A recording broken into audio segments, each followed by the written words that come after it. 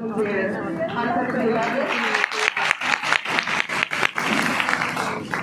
ना बहुत सालों से एटलीस्ट 5 सालों से एक दिन भी ऐसा नहीं गया कि मैं इनका स्पीच नहीं सुनी हूँ।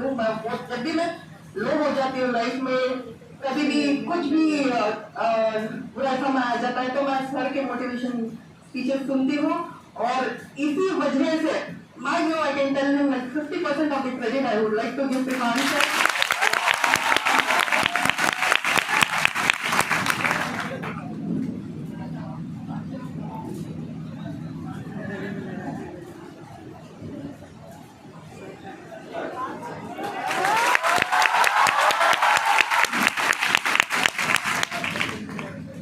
चलिए कुछ मेरे बारे में बताना चाहती हूँ मैं केजीएफ सुना है आपने? हाँ, केजीएफ में मैं पैदा हुई हूँ, तो मेरी पैदाइश की जगह है जिसपे मूवी बनी है वही कर्नाटक में हुई थी। तो कर्नाटक केजीएफ में मेरी पैदाइश हुई है और मैं एक मुस्लिम कंजर्वेटिव फैमिली से हूँ। तो मेरे पिताजी जो थे वो सरकारी बस ड्राइवर थे, इंस्ट्रक्टर थे, ड्राइविंग सिखा रहे थे ड्राइवर्स को। मेरी माँ हाउस वाइफ थी। मेरी माँ को सिर्फ 25 साल थे, मेरे पिताजी को 30 साल थे। हम लोग 4 बच्चे थे। मेरे पिताजी का डेथ हो गई। उस टाइम में आपकी उम्र कितनी थी जब पापा की डेथ हुई? 2.5 साल की थी। 2.5 साल में इनके आपको डेथ कर गए। मैं और ये मेरी बहन, हम लोग ट्विंस हैं। इनका नाम आशिया नदीम है।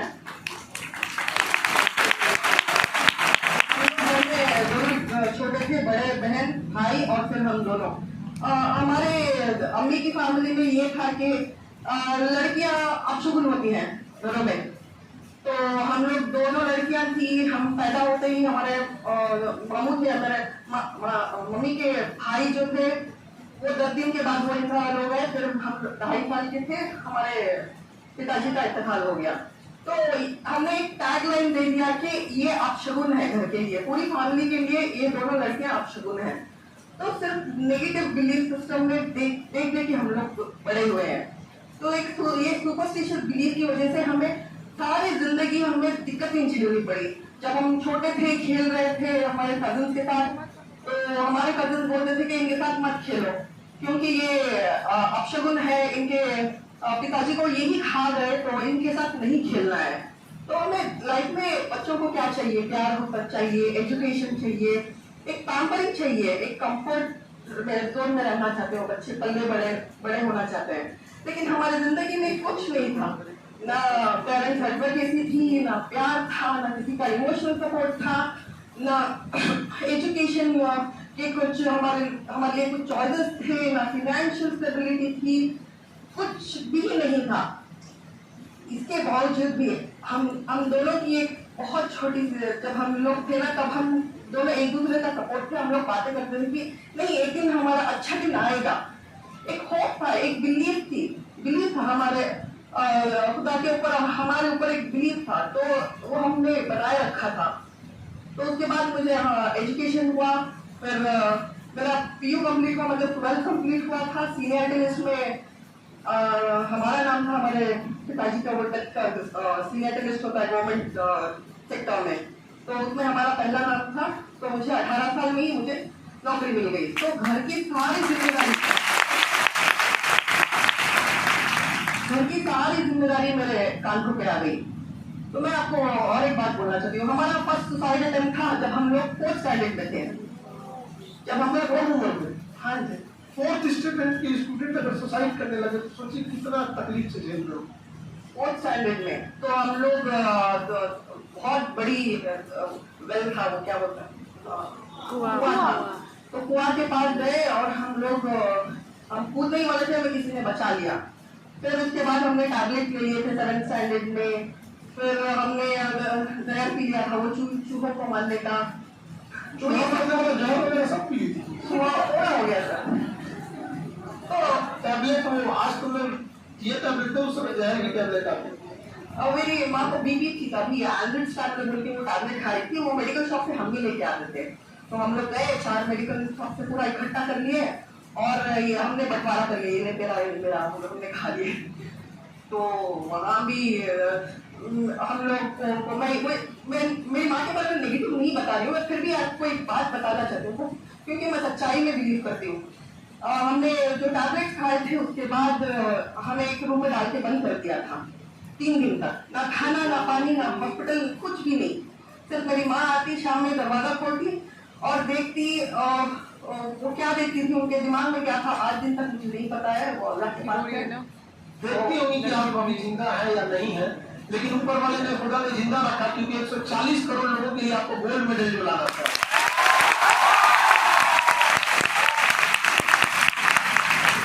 तो इन सब दिक्कतों के साथ लाइफ पूरा कंफ्यूजन, लाइफ पूरा ना एक सेल्फ रिस्पेक्ट को हमारा सारे लोग मार मार के रखे थे हमको। ना घर में इज्जत थी, ना हमें स्कूल में कोई चाहता था, ना हमें बाहर जो हमारे जो रिलेटिव्स होते थे वो चाहते थे, कोई नहीं चाहता था। सिर्फ नफरत नफरत नफरत देखा है मेरी जिंदगी में। फिर मेरा 12th हो गया, फिर मुझे जॉब मिल गई। मेरे फादर का जो कंपैशेटी ग्राउंड बोलते हैं, उस कंपैशेटी ग्राउंड से मुझे Karnataka state road transport corporation में मुझे एडमिनिस्ट्रेटिव सेक्शन में मुझे काम मिल गया। तो वहां पे मुझे दूसरा डिस्क्रिमिनेशन देखना पड़ा। मुझे ये देखना पड़ा कि वहाँ जो मेरे सीनियर्स थे वो बहुत सताते थे वो, और मेरे बहुत सारे कोलीग्स ये बोलते थे कि आप मुस्लिम हो, आप पाकिस्तान चले जाओ, आप टेररिस्ट हो। मुझे बहुत दर्द होता था मेरे सीनियर को, मुझे इतना दर्द होता था कि इसका जवाब मैंने दिया। मैंने जवाब ऐसा दिया कि हमारा जो नेशनल फ्लैग है वो बाहर देशों में रिप्रेजेंट, इंडिया को रिप्रेजेंट करके मैंने पाकिस्तानी कहते थे मुस्लिम हो तुम बाहर चले जाओ, पाकिस्तान चले जाओ। आज उन लोगों के मुंह पे इससे बड़ा तमाचा क्या हो सकता है कि तिरंगा कोई भी किसी भी गेम में कोई गोल्ड मेडल लाता है तो उस देश का नेशनल एंथम बजाया जाता है, वहां पे राष्ट्रगान बजाया जाता होगा, तो कितना गर्व का महसूस होता होगा कि जब भारत जाकर जन गण मन गाया गया होगा। कॉम्पिटिशन था पहला लास्ट ईयर साउथ कोरिया में, Asia Pacific master weight lifting championship में मेरा 3 गोल्ड हुआ। मैं हिंदुस्तान की पहली महिला हूँ, मुस्लिम पहली महिला हूँ कि आज दिन तक किसी ने वेट लिफ्टिंग में गोल्ड मेडल लेके आया। और ग्रीस में लास्ट ईयर नवंबर ग्रीस में मेरा सिल्वर मेडल हुआ है। तो वहाँ पे वर्ल्ड चैंपियनशिप का सिलेक्शन था, तो वर्ल्ड चैंपियनशिप सिलेक्शन हुआ है। वो वाली कहानी अभी आप कंटिन्यू है जो बहुत खतरनाक है, वो जो आपका जॉब हो गया वहाँ पे डिस्क्रिमिनेशन करने लगा फीमेल के नाते, कभी मुस्लिम के नाते, उसके बाद वाला में। तो मैं ये कह रही थी कि हमें इंसान को ना कभी भी जब हमें कोई बेइज्जती कर रहा है, हमको रिएक्ट नहीं करना है, उसको रेस्पॉन्ड करना पड़ेगा। रेस्पॉन्ड ऐसा करना पड़ेगा कि वो इंसान ना उसकी लाइफ में किसी को दूसरों को ह्यूमिलेट नहीं करेगा। तो कभी भी हमें लाइफ में रिएक्ट नहीं करना है, हमको सोचना है, समझना है वो क्यों हमें ह्यूमिलेट कर रहा है, तब हमें पता चलेगा कि हमारा स्तर नीचे है, हमारा स्तर ऊपर उठाना चाहिए। जैसे BR डॉक्टर अम्बेडकर साहब ने अपनी पूरी जिंदगी ह्यूमिलिएशन देखा है, फिर भी उन्होंने क्या किया, he converted his anger into resolution. वो करना है हम सबको। तो इसी रास्ते में निकल पड़ी थी। फिर मैंने मेरे जॉब में जितने भी दिक्कतें आई फिर भी मैं सहती रही, और फिनेंस मुझे सैलरी आ रही थी ना तो मैं बहुत खुश थी, क्योंकि घर के हालात बहुत ही खराब थे। तो सैलरी लेके आके पहले मेरे माँ के चरणों में मैंने रख दिया फर्स्ट सैलरी। तो वहाँ से हमारा एक फिनेंशियल स्टेबिलिटी थोड़ा ठीक होने लगा। और उसके बाद जब मेरे 21 साल 22 साल शुरू हुए थे तो मेरी शादी हुई। शादी मैंने सोचा कि अभी चलो पूरे प्रॉब्लम सॉल्व हो जाएंगे लाइफ में, अभी मैं सेट हो जाऊंगी। इंसान कभी सेट नहीं होता, मरने के बाद ही सेट होता है। तो मैंने सोचा कि अच्छा चलो मेरी शादी हो जाएगी, अच्छा लड़का ठीक ठाक है देखने के लिए सब। फिर उसने क्राइम ब्रांच इंस्पेक्टर कहा, ऑर्डर लगा के दिखाया था, लेकिन शादी होने के 8 दिन के बाद पता चला कि वो बेकार था, कुछ नहीं था। वो उस क्राइम ब्रांच के इंस्पेक्टर नहीं थे, कुछ भी नहीं था। झूठ बोल के शादी कर लिया। झूठ बोल के मैं सरकारी नौकरी में थी, इसलिए शादी कर लिया था। फिर उसने मुझे 6 साल तक मुझे डाउरी के लिए उसने दिन रात सताया। ना मैं मेरे कोलीग से ये बात शेयर की, ना किसी से शेयर की। समझ नहीं आता था कि दहेज आप लाइएगा कहाँ। 2.5 साल की उम्र में जब पापा नहीं रहे, माँ पाली, आप खुद नौकरी पे, तो किस मुंह से बेशरम इंसान दहेज मांग रहा? सर ऐसे बहुत सारे लोग हैं, लोग मजबूरी बहुत सारे लोग हैं।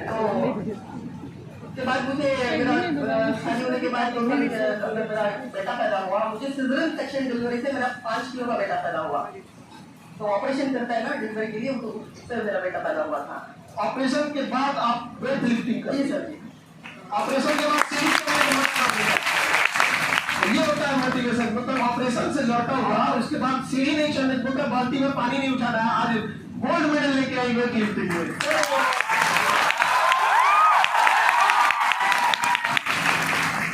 मेरा एक वर्ल्ड रिकॉर्ड है, आप गूगल कर सकते हैं कि सिजरियन सेक्शन डिलीवरी के बाद मैंने 300 किलो वजन उठा के मैं दुनिया की पहली महिला बनी हूँ कि सिजरियन सेक्शन के बाद इतना वेट उठाने वाली हूँ। इसकी वजह से मुझे आयरन लेडी ऑफ इंडिया का स्टार मिला है, अवार्ड मिला है। वो squad weight of the bench press था 300 किलो, जो मैं यहाँ कॉम्पिटिशन जाती हूँ, ओलंपिक वेट होता है। तो उसके बाद मैं 6 साल उसके साथ मैंने बहुत सहा। पूरा वक्त ना मेरे खिलाफ ही चल रहा था, मेरा वक्त ही नहीं आया था। कब तक मेरा वक्त नहीं आया था, आप लोगों को मैं बताती हूँ, जब तक मैंने अपने आप के ऊपर बिलीव नहीं किया था। मैंने जब मेरे ऊपर मैंने यकीन रखा, जब मैंने ये इख्तियार किया कि अल्लाह ताला ने सबको समान के साथ ताकत दिया है और सोच दिया है, अखलाक दिए हैं, ताकत दिया है। जब तक मुझे ये बात समझ में नहीं आई थी, तब तक मैंने पल मेरे every single second of my life was a battle. तो घर में कोई नहीं था, अच्छा ये सही है, ये गलत है, ये करना है, आगे बढ़ना है, एजुकेशन में ऐसे आगे निकलना है, नौकरी करना है, कुछ भी नहीं। जब मैं 9th स्टैंडर्ड थी तब से मेरी शादी कराने पे हुई थी मेरी माँ। तो अब लाइफ में ना सर, स्पेशली साउथ में मैं बोलती हूँ, लड़कियां बहुत ही सफर कर रही हैं। कि नॉर्थ में थोड़ा फ्रीडम मिल जाता होगा, लेकिन नॉर्थ वालों को लगता है साउथ में फ्रीडम मिल रहा है, नहीं। और साउथ वालों को लगता है एक्चुअल में लड़कियों को हर जगह जिसको जितनी ताकत है वो उस ताकत से इनका पैर खींचने में लगा हुआ है।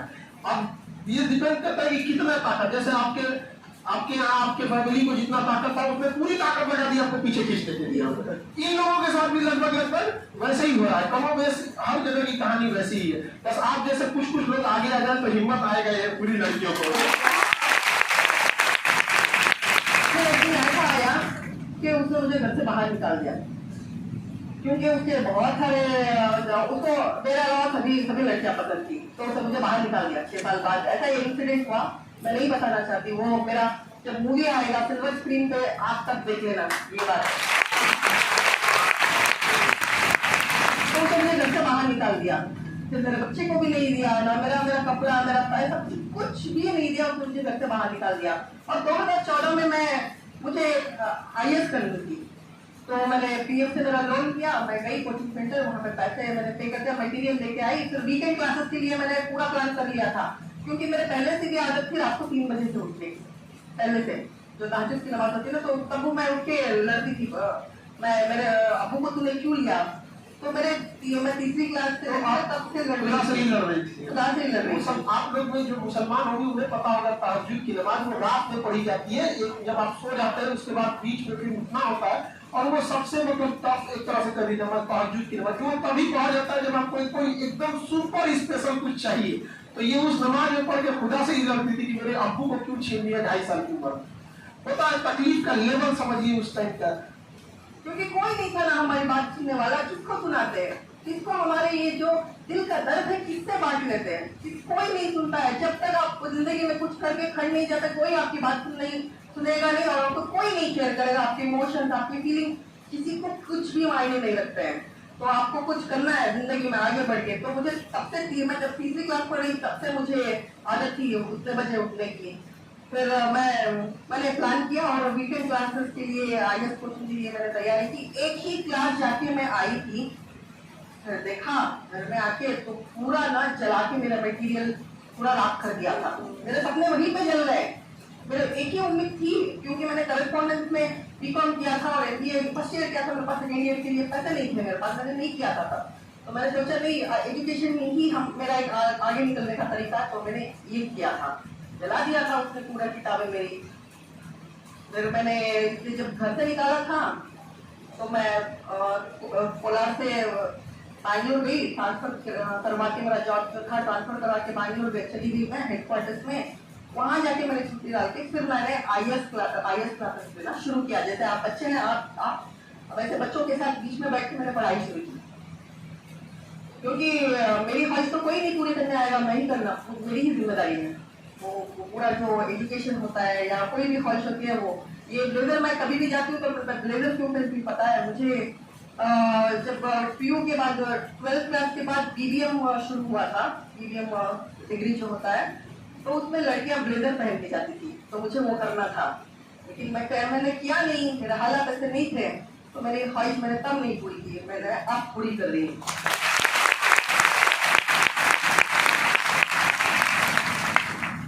उसके बाद मैंने मेरा बेटा पैदा हुआ, एक साल के बाद ही मैंने जिम जाना शुरू कर दिया था। तो वहाँ मैं और एक इम्पोर्टेंट बात बताती हूँ आपको, सोशल कंसर्न क्या होते हैं। हम दोनों जिम जा रही थी, बुर्का पहन के, 9th स्टैंडर्ड में थी तब मैंने बुर्का पहन लिया था, क्योंकि मैं मदरसा जा रही थी तब मेरी बहन और मैं, हम लोग जिम जा रहे थे, तो मस्जिद में ऐलान कर दिया, अनाउंसमेंट कर दिया कि फलाने घर की लड़कियां जिम जा रही है और जिम जाना हराम है, स्पोर्ट्स हराम है इस्लाम में। तो घर के पास लोग लड़ने के लिए आ गए। तो सोचिए वक्त ना बिगड़ता जा रहा था, हमारे फेवर में था ही नहीं। फिर हमने सोच रहे थे, होप था कि अच्छा वक्त आएगा, फिर भी मुश्किलें आते रहेंगी, जिंदगी इसी को बोलते हैं। हम लोग सोचते हैं कि नहीं ये हो जाएगा तो आसान हो जाएगी जिंदगी, नहीं होगी। जिसको जैसे खान सर बोलते हैं ना, जिसकी शोल्डर में जितनी ताकत है उसको उतना ही जिम्मेदारी देगा। जितनी आपके कंधे मजबूत होंगी ना, वक्त भी आपको उतना ही बोझ डालते जाएगा। जितना आप किसी भी मूवी में सबसे कठिन रोल बड़े हीरो को ही दिया जाता है, पुष्पा का रोल कोई दूसरा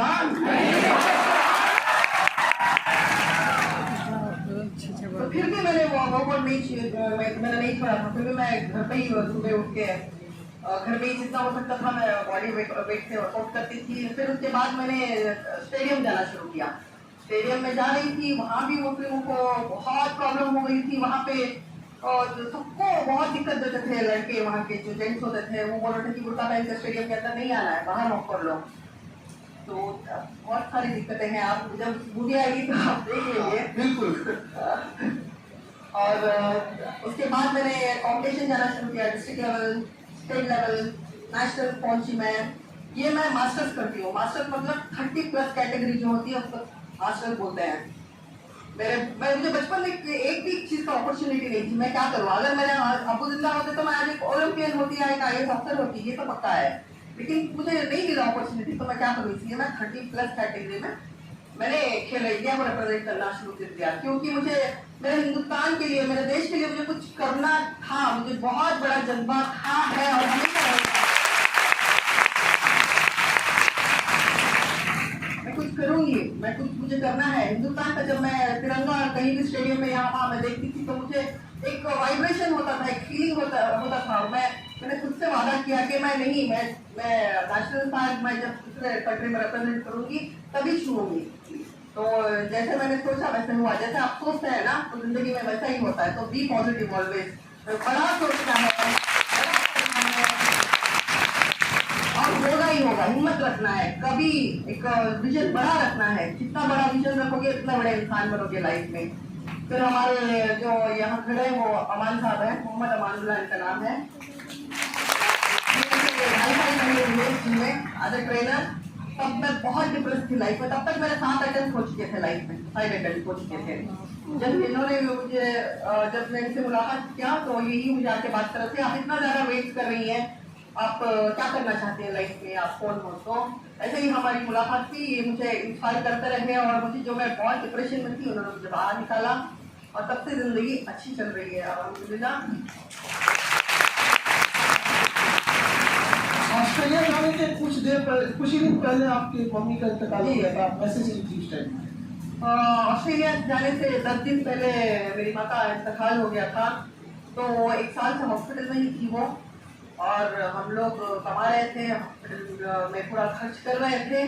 ये जो मेरी बड़ी बहन और जो बड़े भाई है ना वो थोड़ा न्यूट्रल हो गए थे, तो लास्ट में काम आए थे दोनों ही, ये मेरी अर्शी और मेरी बहन और मैं। तो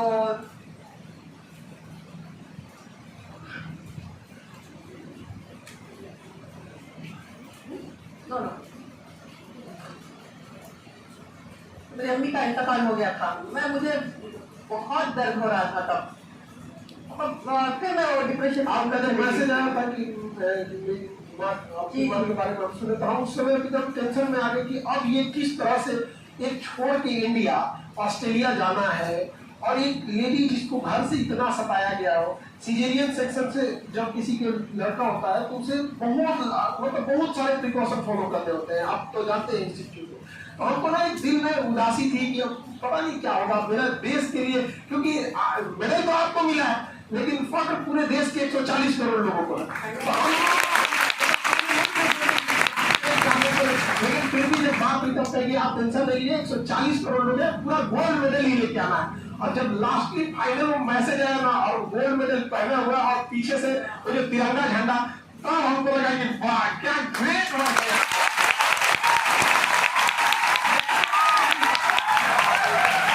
वक्त कितना सता सकता है किसी को, आज वक्त को भी अपने आप पे अफसोस होता होगा कि किसी की इतनी इम्तिहान भर लिया जाए। वो इंसान आखिरी वक्त है लेकिन कभी भी हार नहीं मानना है। सोचिए कितना तकलीफ हो सकता है। मेरे बेटे को उसने मुझसे दूर कर दिया, ये एक माँ होना बहुत दर्द की बात होती है। और मैं जब भी रात के 2 बजे भी मेरी आंख खुली थी तब मेरे आंख में आंसू रहते थे। तो मुझे वो जब मैं वर्कआउट करती थी तो मैं हुडी पहन के वर्कआउट जब मैं करी थी, मुझे नहीं पता चलता था कि मेरा आंसू कौन था और मेरा पसीना कौन था है। तो मेरा बच्चा मुझे आज दिन तक की बात ही नहीं करता है। जब भी वो मैंने लाल से बात करने की कोशिश की थी, मैं गई थी तो उसने कहा आप कौन है? मैं वहाँ से जो वहाँ के डिप्टी कमिश्नर है ना, उनके हेल्थ की तरफ से वो बच्चे को बुलाया था और उनके ऑफिस को बुलाया था, लेकिन मुझे पहचानने से भी मना कर दिया। उसको पता है वो मुझे बहुत नफरत करता है। वो एक दिन ऐसा आएगा वो मुझ पे गर्व करेगा। बिल्कुल जरूरत नहीं है। जब इंसान छोटा होता है ना उसका अपना परिवार होता है। आपके लिए 140 करोड़ परिवार है यहाँ पर।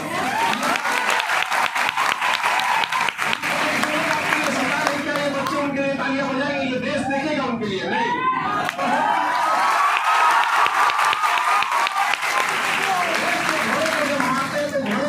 उसे तकलीफ दिया जा रहा है, जबकि हकीकत में कि उसका मालिक उसे जिताना चाह रहा होगा।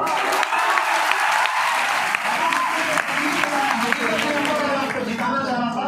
शायद अगर आपकी जिंदगी में इतनी तकलीफ नहीं हुई रहती तो आज देश आपको नहीं सुन रहा होता। शायद ये बच्चे भी आपको देख के मोटिवेट नहीं हो रहे थे। आप भी एक नॉर्मल जिंदगी जी रही होती और जैसे सब आते हैं इस दुनिया में चले जाते हैं, शायद आप किसी के लिए रोल मॉडल नहीं बनी रहती। तो एक स्ट्रॉन्ग संदेश देना है। के लिए बहुत तकलीफ हो सकता है कि उसका बेटा जानबूझ के कहे कि आप कौन है। उसको पता है कि वो भाई कौन, बट जानबूझ के अगर कोई कहे कि आप कौन है, ये बहुत तकलीफ वाली बात है। ये माँ ही समझ सकती है जो अपने पेट में उस बच्चे को पाली रहती है वहां पे, दूसरा कोई नहीं समझ सकता है वहां पर। ये बहुत तकलीफ वाली बात है। तो मैं लड़कियों के लिए काम करना चाहती हूँ, मैं सरकारी नौकरी में हूँ और इसके बाद भी उसके बावजूद मैं सोशल सर्विस करना चाहती हूँ, लड़कियों की जिंदगी बनाना चाहती हूँ। मुझे पता है हमारे हिंदुस्तान में बहुत सारी मेरी जैसे लड़कियां हैं, वो पैशनेट है, कुछ करना चाहती है, आसमान में उड़ना चाहती है, उसको रखा है लेकिन आगे उसको तोड़ना है। तो बात तोड़ना है। आप कह रहे हैं कि आप लड़कियों के लिए कुछ करना चाहती है। आपका ये जो 10 मिनट की जो आपकी स्टोरी थी ना, ये कितनी लड़कियों का लाइफ चेंज कर दी होगी इतने देर में।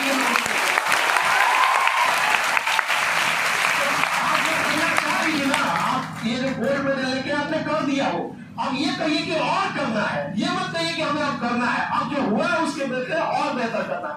और जो आप कहे थे कि ब्लेजर पहनने का शौक था, ब्लेजर तो कोई नहीं खरीद देता है, उस पर गोल्ड मेडल लगाना ये सबसे बस की बात।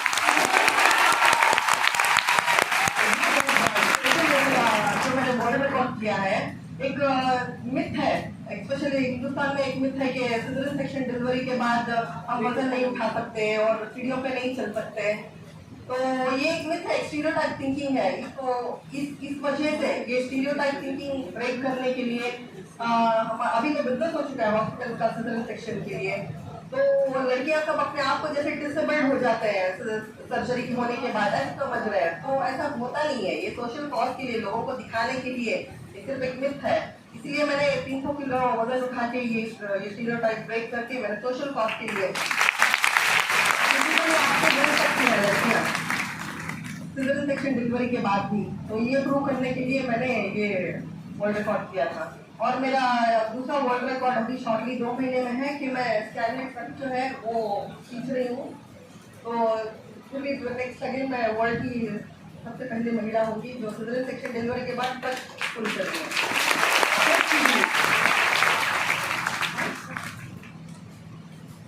मगर आप क्या खींचने वाली है? जी सर।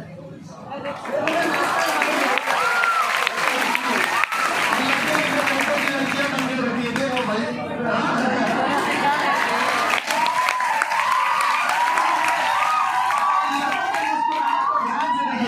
उनके में कहीं ना कहीं एक शर्म झलक रहा है। ये चीज बहुत होती है। देखिए कई बार क्या होता है ना कि एक तो ये लाइन है ना, हम इसे छोटा नहीं कर रहे, बट आपने क्या किया ना, ऐसे कर दिया है आपने। और ये वाला आपने दूसरा छोटा लगने लगा है। लड़के सोच रहे हैं कि नहीं अब हम घर जाके अपनी बहनों को सपोर्ट करेंगे, फिर शादी होने के बाद बीवियों को सपोर्ट करेंगे।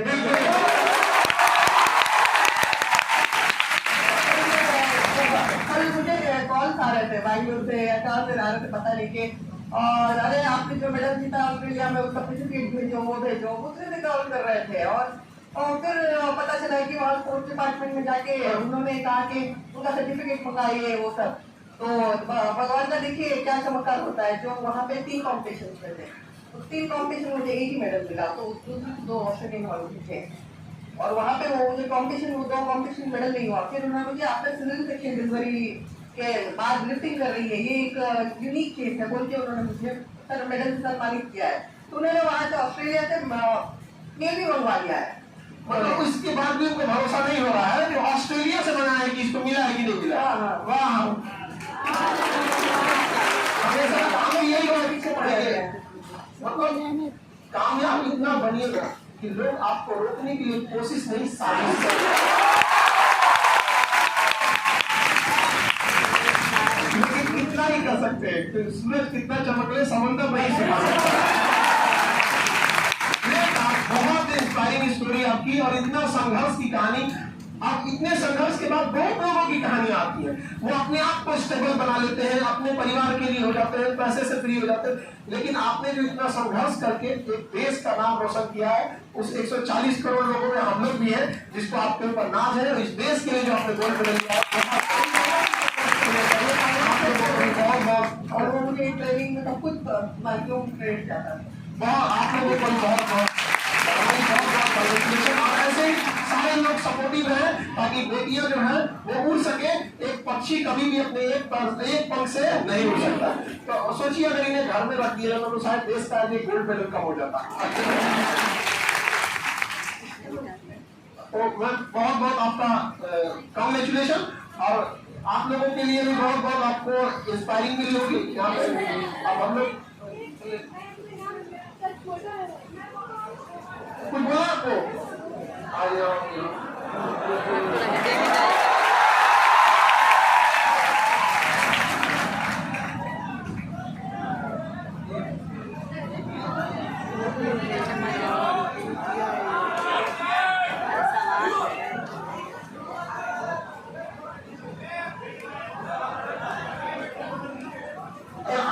लेकिन इनके घर वाले भी तो every woman should have 2 weapons in their life. One is education and one is sports. ये दोनों चीजों से ना आपकी जिंदगी से आप आसमान में उड़ सकती हैं। और जब आप मैशअप कर लेंगी तो आपको सरकारी नौकरी मिल जाएगी। तो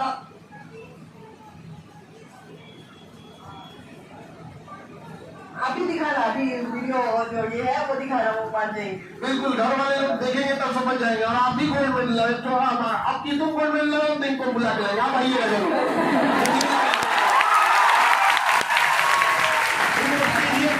नहीं है जब ये गोल्ड मेडल लाए तो आप जरूर ठीक है। रो नहीं यहाँ KGF 2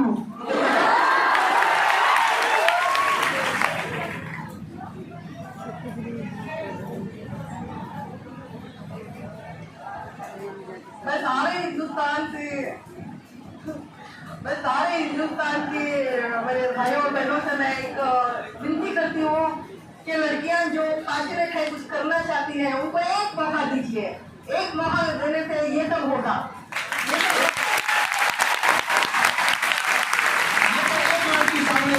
ऐसे न जाने कितनी लड़कियां हैं जिनके माँ बाप उनका सपोर्ट नहीं करते। उन सारे माँ बाप से हाथ जोड़कर विनती है, एक बार थोड़ा इस बेटी अपनी बच्चियों का एक बार मौका दीजिए।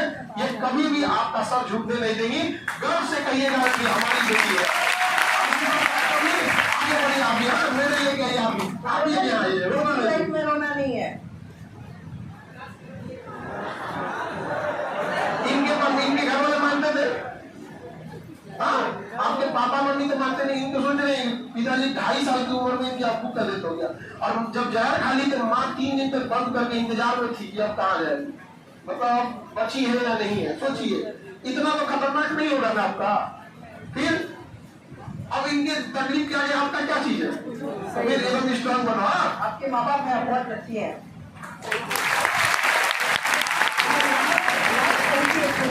बात बताना चाहते हैं, कल मुझे जब एयरपोर्ट आ रही थी, पटना आ रही थी, तब मुझे कॉल आया था। जो मेरा बच्चे को ट्यूशन पढ़ा रही थी मैम, वो उसने उसकी एज 28 ईयर्स है, तो मुझे कॉल किया कि आप कैसे दीदी, बहुत दिक्कतों के साथ मुझे आपका नंबर मिला, तो मेरे अब शादी उसकी बेटी है और मैं आज सुसाइड करने वाली थी, आपका नंबर मुझे मिल गया, तो मैंने सोचा लास्ट आपको मैं बात कर लूँ, क्योंकि उसे वो उसकी शादी के बाद जिंदगी बहुत बदतर हो चुकी है। उसको घर में बोलते हैं कि नहीं, तुझे घर में बच्चे पैदा करने के लिए होना चाहिए, घर में तुझे उसके अलावा तेरा कोई हक नहीं है ना। उसका पति उसको 1 रुपया देता है, वो उसने एमकॉम किया है, बड़ी लिखी लड़की है। तो मैंने उसको थोड़ा बहुत मोटिवेट किया, उसको मैंने समझाया कि मरना ही नॉट एन ऑप्शन। वो हमारा क्या होता है, मौत का मतलब क्या होता है? सामने वाले से डर के भाग गया, उसको नॉकआउट बोलते हैं। वो स्पोर्ट्स की भाषा में हम हार मान गए, जिंदगी से नॉकआउट हो गया, हार मान गए। ये कौन सा चीज होता है यहाँ पर? जब कुछ नहीं है तो देश के लिए करना है। जब परिवार नहीं साथ दे, कुछ नहीं साथ दे, तब दिखाना है पूरा देश साथ देगा। मेहनत करिएगा आप भी, आप एक दिन आप भी आइएगा दीदी की जैसे, ठीक है? ठीक है, आप लोग को ऐसे मेहनत करते रहना, लड़का या लड़की सभी। आप सबको यहाँ पे लाइफ में कुछ चैलेंजिंग होंगे, लेकिन आज सबको अपनी अपनी तकलीफ छोटी लगी होगी। ऑटोग्राफ सब मांगने लगेंगे तो मैम थक जाएंगे ऑटोग्राफ।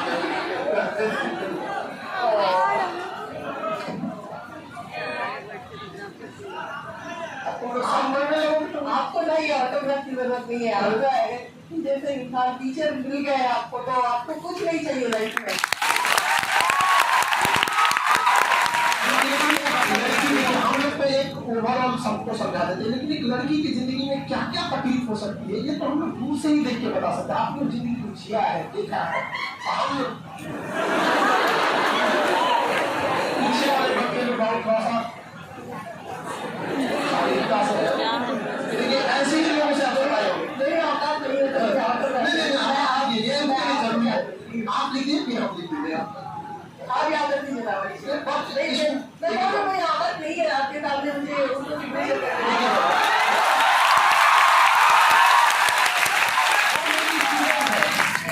स्टूडेंट है, उनके लिए हम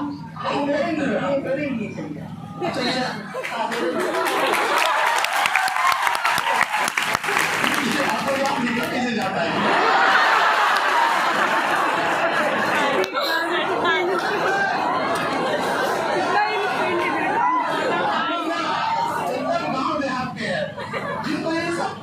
सेलिब्रिटी वाला कल्चर है, कुछ पता ही नहीं रहता हमको।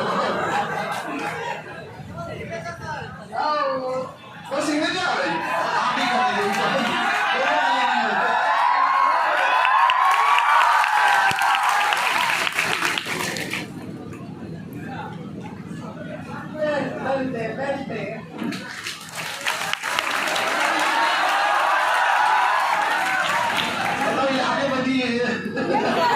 सब लोग ऑटोग्राफ में परेशान हो जाएंगे।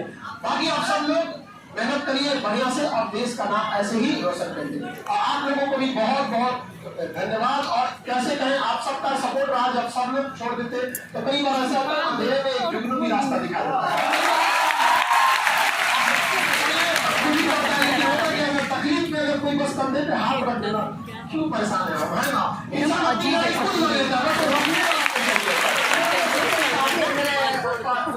के बाद हमारी शादी भी हुई। और ये मदीना में हुई और ये मदीने वाला है तो और एक नई जिंदगी के लिए आप लोगों को congratulations। कभी कोई ऐसे आ जाते हैं आप ही से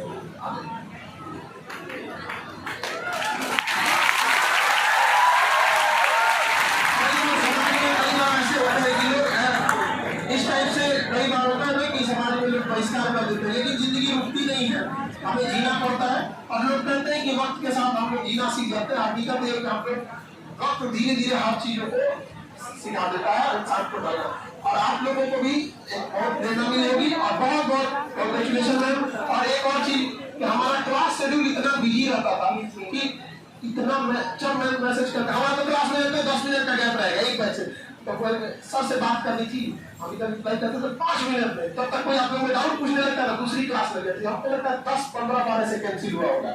और लास्टली होते होते और जब कॉमनवेल्थ गेम जाना था तो उसके कुछ दिन पहले, लेकिन जब वो हम सुने कि ऐसे मदद का दे दिया ये हो गया तो हम भी बड़ा होपलेस हो गए कि क्या होगा क्या नहीं। लेकिन फाइनली कांग्रेचुलेशन आप सबको गोल्ड मेडल के लिए। Thank you so much.